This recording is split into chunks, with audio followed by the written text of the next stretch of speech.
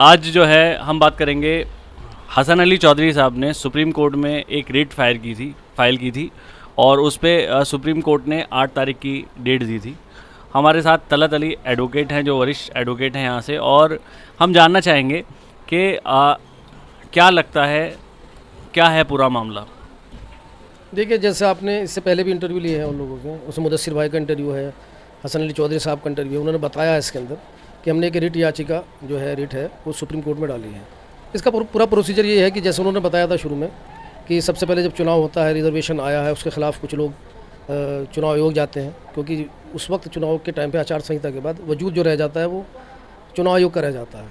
तो इन्होंने बताया कि वहाँ कोई सुनवाई नहीं हुई। कुछ लोगों ने फिर हाई कोर्ट में इसके लिए रिट डाली और एक मुद्दा पर ये लेके गया कि पिछड़ा वर्ग है उसको रिजर्वेशन पूरा नहीं मिला, उसके संबंध में एक रिट डली, वो लखनऊ पीठ ने उसे सुना। उसी के हिसाब से उस सारे पे निर्णय जो आया था वो ये आया था कि पिछड़ा आयोग बना के और उसका सर्वे करा के जिसकी हिस्सेदारी कितनी बैठ रही है, जो भी होगा वो राज्य सरकार रिजर्वेशन लागू करे। यहाँ कहीं भी एससी समाज के लिए या एससी रिजर्वेशन के लिए कोई भी बात किसी तरह की इस वक्त नहीं आई थी। ये जब दोबारा आयोग बना, आयोग ने अपनी रिपोर्ट दी, फिर उसके बाद रिजर्वेशन हुआ, तो इन्होंने इसके खिलाफ, इस निर्णय के खिलाफ कि ये सीट जर्नल हो गई एससी सीट से, ये सुप्रीम कोर्ट में इन्होंने उसके लिए एक तरह से अपील मान के चले कि अपील डाली गई है। अच्छा, जैसे ये सिर्फ किरतपुर के लिए हुआ था, ये किस तरह से है ये?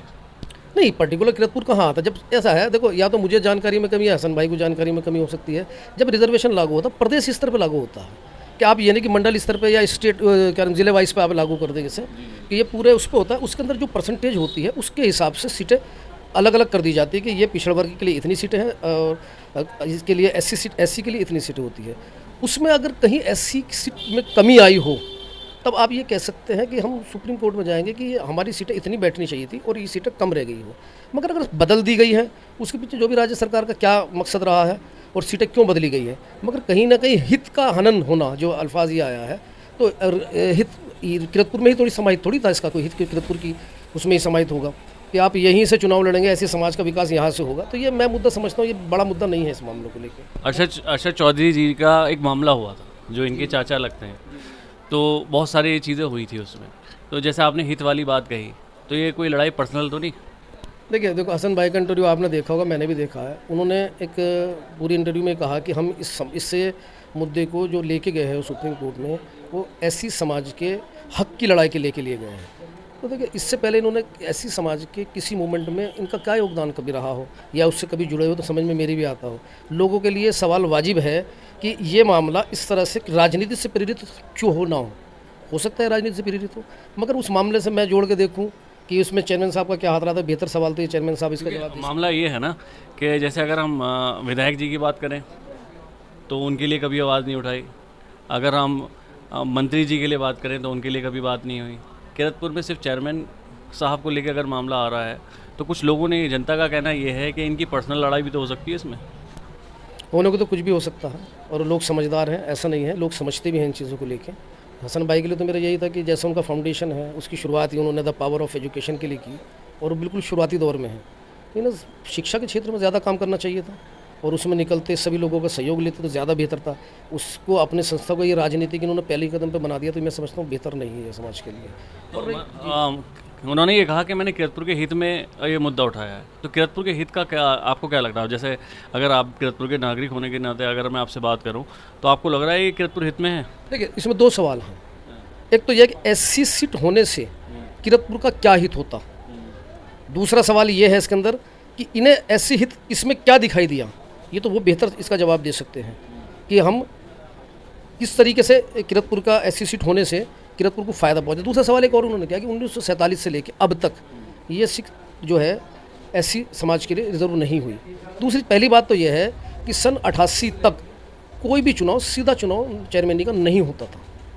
जो वो मेंबर बनते थे वो चुनते थे, उस तरह से वो चेयरमैन बनते थे। 88 के बाद रिजर्वेशन आया, उसी के हिसाब से रिजर्वेशन के हिसाब से वो ये सीट रिजर्व होने शुरू हुई। फिर चक्र का मतलब होता है, जब परिसीमन आता है तो चक्र बदलते रहते हैं। ये राज्य का विषय है, चुनाव आयोग का विषय है कि वो चक्र कहाँ से किसे मान के चलते हैं। जब परिसीमन आ जाता है तो पुराना चक्र खत्म हो जाता है, नया चक्र शुरू हो जाता है।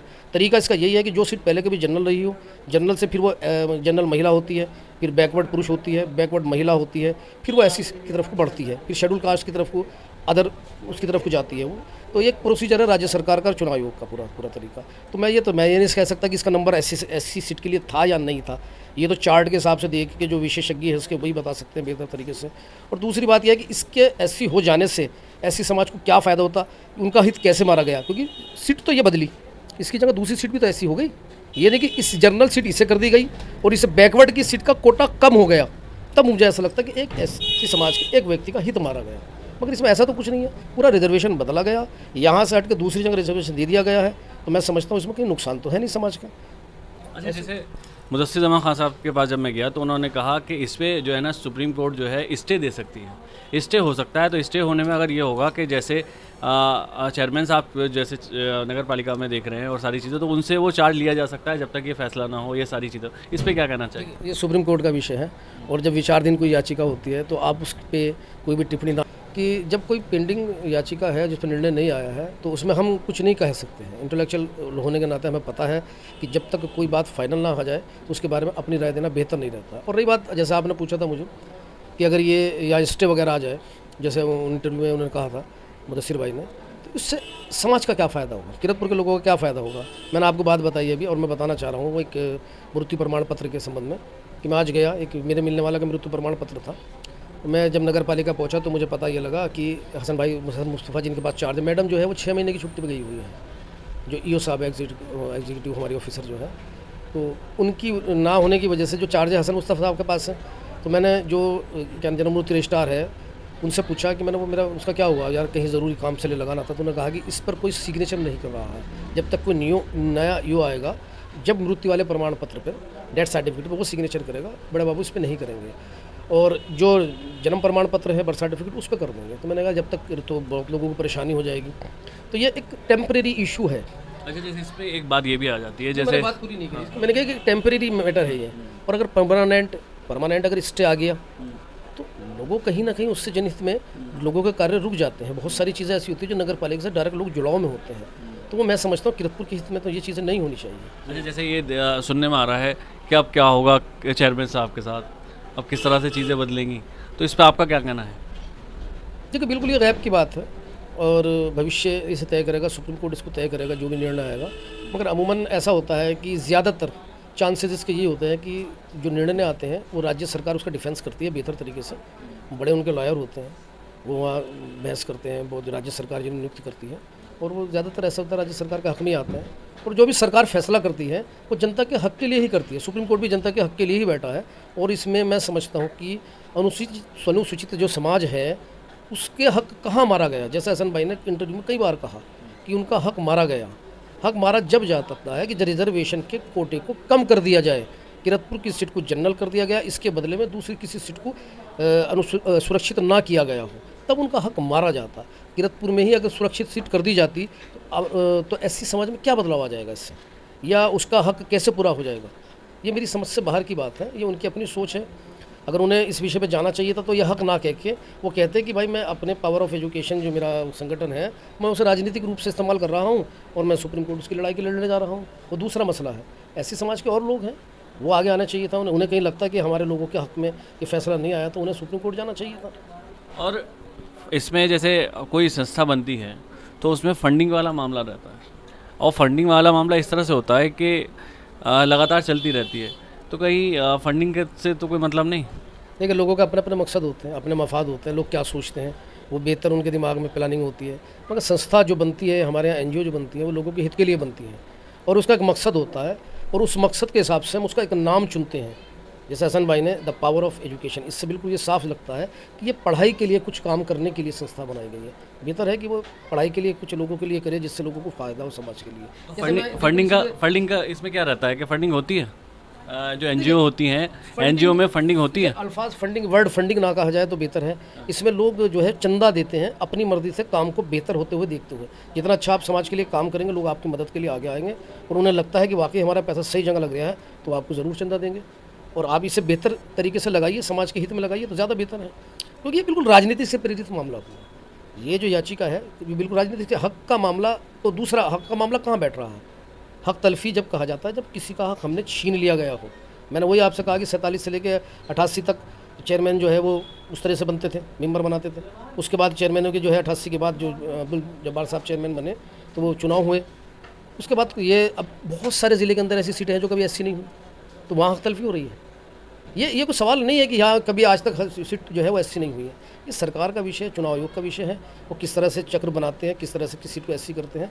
और कुछ राजनीतिक लोग हैं वो अपने हिसाब से उन्हें तोड़ मरोड़ लेते हैं इन चीज़ों को, वो उनकी अपनी चीज़ें हैं, वो किस तरह से सीटों को कैसे करके लाते हैं, वो सब हर सरकार में होता है। सरकार बेहतर निर्णय लेती है जो भी उसे अच्छा लगता है या जो उसके प्रतिनिधि करते हैं, वो उनका विषय है। अच्छा, इस पर एक मेन बात ये भी थी कि जैसे किस किस को नोटिस जाएगा। लोगों ने ये कहा कि चेयरमैन साहब को भी नोटिस गया है और ईओ जो आपका जो जेई साहब हैं उन्हें भी नोटिस गया है और पता नहीं किस किस को गया। इसमें लोगों का क्या उनको सच है वो, ये झूठ है ये? देखिए, आपको 2 इंटरव्यू आपने पहले लिए इसके संबंध में 2 लोगों से, उन्होंने आपको इसमें क्लियरिटी के साथ बताया है कि इसमें राज्य सरकार, चुनाव आयोग और क्योंकि परिसीमन का जो मुद्दा होता है वो स्थानीय प्रशासन पर होता है, उसमें नगर पालिका और डीएम साहब उसके अंडर में सारी चीज़ें आती है, तो इसलिए उन्हें नोटिस दिया गया कि आपने किस तरह का परिसीमन भेजा होगा। ये अपना जवाब दाखिल करेंगे, बाकी जो सुप्रीम कोर्ट के वकील है उनका डिफेंस करेंगे अपने बेहतर तरीके से, और जो भी रिजल्ट आएगा अच्छा आएगा। चेयरमैन साहब के हक में आए या चेयरमैन साहब के खिलाफ आए, ये खिलाफ जो भी निर्णय आएगा वो चेयरमैन साहब अब्दुल मन्नान के खिलाफ नहीं आएगा, ये राज्य सरकार के खिलाफ आएगा, चुनाव आयोग के खिलाफ आएगा अगर आता है तो, और पक्ष में आता है तो भी राज्य सरकार के पक्ष में आएगा। अब्दुल मन्नान चेयरमैन का इसमें कोई रोल नहीं है, उन्हें नोटिस जाने का, क्योंकि ये पार्टी नहीं है, ये इंडिविजुअल पार्टी नहीं है, पार्टी सरकार है। इसके अंदर रिजर्वेशन का जो पूरा तंत्र है वो सरकार बनाती है या चुनाव आयोग बनाता है। उस वक्त तो चुनाव जो ये एडमिनिस्ट्रेशन होता है वो उसके अंडर में चला जाता है चुनाव आयोग के, और स्टेट में कर्मचारी तो सब यही लोग रहते हैं, यही परिसीमन भेजते हैं यहाँ से, अलग अलग जगह से परिसीमन जाता है, फिर वो पूरी की लिस्ट बनती है, पूरी प्रक्रिया है उसकी। चेयरमैन साहब जाएंगे इसमें? देखिए, पर्सनली वो जाए, उनका अगर उन्हें कहीं लग रहा है कि नगर पालिका के खिलाफ आएगा, इन चुनाव के खिलाफ आएगा, तो इंडिविजुअल उनके खिलाफ कहीं ना कहीं वो आएगा, तो उन्हें ऐसा लग रहा हो वो जाएंगे, तो मतलब वो जाने का तो उनका कोई हक बनता ही नहीं है इस टाइम। वो तो सुप्रीम कोर्ट में जो जाएंगे वो राज्य सरकार के वकील जाएंगे, जो भी वही इसके अंदर अपना पक्ष रखेंगे। अच्छा, जैसे अभी जो है 8 तारीख को जैसे डेट थी और दिल्ली बंद होने की सूचना है, तो इसमें क्या डेट आगे भी बढ़ सकती है? देखिए, आवागमन और प्रशासन का व्यवस्था का जो मुद्दा होता है वो स्टेट गवर्नमेंट का होता है।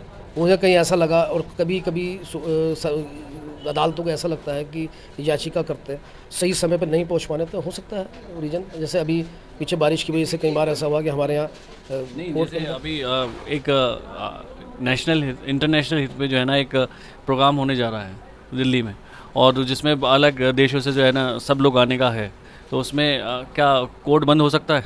देखिए, सुप्रीम कोर्ट स्वयं से संचालित होता है, हाई कोर्ट भी सुप्रीम कोर्ट के अंडर में आता है, और अदर्स कोर्ट भी है वो स्टेट हाई कोर्ट के अंडर में आती है। इसका निर्णय जो है जो यही करते हैं, और वो जो छुट्टी करना चाहे छुट्टी होती है। ये जो भी छुट्टी का विषय है वो राज्य सरकार का विषय नहीं है इसके अंदर, वो अपील व्यवस्था की वजह से अपील की जा सकती है, और उस वक्त जो बेहतर लगेगा वो छुट्टी अगर हुई तो डेट लग जाएगी। अब जनता जो है ये कह रही है कि क्या हो सकता है, आपके हिसाब से क्या लग रहा ये है? सवाल तीसरी चौथी बार दोहरा दिया गया है, मैं इस सवाल का जवाब देने में असमर्थ हूँ। अच्छा, तो निर्णय के बारे में मैं, ऑर्डर जो भी आएगा उसके बारे में मैं कुछ भी नहीं कहूँगा, सुप्रीम कोर्ट के ऑर्डर के बारे में। वो जो भी आएगा बेहतर आएगा, अच्छा आएगा, और इसके अलावा कोई सवाल आप दूसरा करें तो ज़्यादा बेहतर है, मैं उसके बारे में आपको जवाब दे सकता हूँ। जनहित के मामलों के बारे में, अच्छा, जैसे आपने हसन अली चौधरी के बारे में एक बात कही कि ये एजुकेशन वाला जो मामला है, एजुकेशन पे ही उठाना चाहिए था, तो जिस तरह से अगर उनका वो फाउंडेशन है तो वो उनका निजी फाउंडेशन है, उसमें उनके साथ जुड़े हुए लोग हैं, तो इसमें भी कोई बाउंडेशन होती है कि आप ये वाला मामला उठा सकते हैं या ये वाला मामला नहीं उठा सकते? नहीं, वो मेरा सुझाव है उनके लिए, मैंने ये नहीं कहा कि आप कौन सा मामला उठाओगे और कौन सा नहीं, वो उनका अपना उनकी अपनी संस्था एनजीओ है। मैंने देखो क्योंकि एक शुरुआत जब हम किसी चीज़ की करते हैं और हम एक मकसद को लेकर चलते हैं, तो हमें यह रहना चाहिए कि कम से कम शुरुआती तौर पर उस मकसद पर कायम रहें। वो एजुकेशन के लिए उन्होंने एक एनजीओ बनाई थी, जहाँ तक मेरी अपनी जानकारी है, क्योंकि हसन अली भाई से मेरा रास्ता बहुत पुराना है, मेरे साथी है, मेरे उस्ताद है, मेरे दोस्त है, ऐसा नहीं है। मैं उनकी सोच को भी समझता हूँ, बड़ी अच्छी सोच है उनकी बहुत सारे मामलों को लेके, बस वो है कि वक्त पे वो चीज़ें पूरी नहीं हो पाती। तो बस सिर्फ वो मेरी सलाह है कि आपने एक एनजीओ बनाया, बहुत अच्छा है, आपने जिस मकसद के लिए बनाया उसे पूरा करते ज़्यादा बेहतर रहता। राजनीति में बाद में से जैसे ये भी कहा जाता है कि आप चेयरमैन साहब के भी करीब हैं और हसन अली चौधरी से ज़्यादा आप चेयरमैन साहब के करीब हैं, इसमें क्या सच्चाई है? देखिए, चेयरमैन साहब से मेरा बहुत पुराना जुड़ाव रहा है, और लगभग शहर के ज़्यादातर लोगों से मेरा जुड़ाव रहा है, क्योंकि मैं तो बचपन से और जवानी तक, और अब ये आधेड़ उम्र आ गई है, सभी लोगों के साथ रहा। मेरा काम इस तरह का है, फिर फील्ड वर्क का मेरा ज़्यादा काम है, तो लोगों से कहीं ना कहीं जुड़ाव रहता ही है। बेहतर तो यही है कि जहाँ आपको अच्छा लगे और जहाँ हक की लड़ाई हो, जहाँ सच्चाई की लड़ाई हो, आप वहाँ जुड़ के रहे तो ज़्यादा बेहतर है। कहीं आपको चेयरमैन साहब की, अब्दुल मन्नान की बात गलत लगे तो आप उसको भी काट सकते हैं, कोई बुराई की बात नहीं। कहीं उन्हें मुझे ऐसा लगेगा कि यार ये गलत कह रहे हैं तो मेरा हक बनता है, तो मेरा फ़र्ज़ बनता है कि मैं उसे गलत कहूँ। अच्छा, जैसे उस पे बात ये आई थी, अभी जैसे आपने एक बात कही थी, आपने कहा कि जैसे ये साहब छुट्टी पे चली गई हैं, तीन महीने से छुट्टी पे हैं, तो हमने देखा है कि जैसे नगर पालिका में 1 महीने से जैसे उसका एक टाइम पीरियड है, अगर जन्म प्रमाण पत्र की देखा जाए तो 22 दिन का उसका एक टाइम है कि 22 दिन तक अगर आप उसका साइन करा लेते हैं तो ठीक है, उसके बाद बिजनौर में आपको जाके साइन कराना पड़ता है। तो आज जैसे आपने 3 महीने वाली बात कही कि वो 3 महीने तक छुट्टी पे 6 महीने की छुट्टी में है और बड़े बाबू साइन नहीं कर सकते। नहीं, तो ऐसा नहीं होता कि बड़े बाबू साइन नहीं कर सकते, पावर उनके पास है। मैंने एक छोटा सा मुद्दा उठाया था, एक मिसाल के तौर पे, एग्जाम्पल के तौर पे बताया था, जन्म प्रमाण पत्र या मृत्यु प्रमाण, और बहुत सारे काम होते हैं नगर पालिका में, यही नहीं होते हैं, हाउस टैक्स के होते हैं, बहुत सारे होते हैं।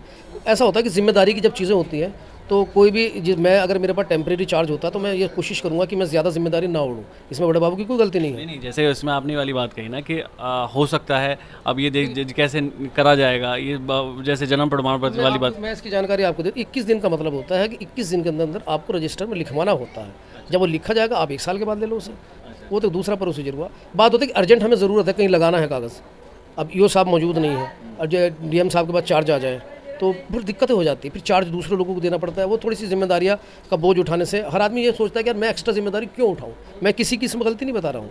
और मृत्यु प्रमाण पत्र एक ऐसा दस्तावेज़ है, अगर आपने उसे जारी कर दिया, कहीं कमी पकड़ी गई तो आपकी नौकरी में बनाता है कभी कभी, उसकी बाकायदा जाँच होती है, सारा सिस्टम होता है। एक छोटा सी बात है, और बहुत सारे काम नगर पालिका के हैं। विकास के कार्य जो है वो जनप्रतिनिधि के ही द्वारा अच्छे लगते हैं। प्रशासन के द्वारा जो काम होते हैं, प्रशासन बना ही इस काम के लिए नहीं, प्रशासन देख रेख के लिए बना हुआ है। प्रशासन के दूसरे काम है, एसडीएम साहब के अलग दूसरे काम है। चेयरमैन का जो काम होता है वो नगर की समस्याओं को, नगर के विकास को करने के लिए होता है। चाहे ये चेयरमैन हो, चाहे दूसरा चेयरमैन है, चाहे कोई भी आए, उन्हें उन समस्याओं के बारे में बेहतर तरीके से पता होता है।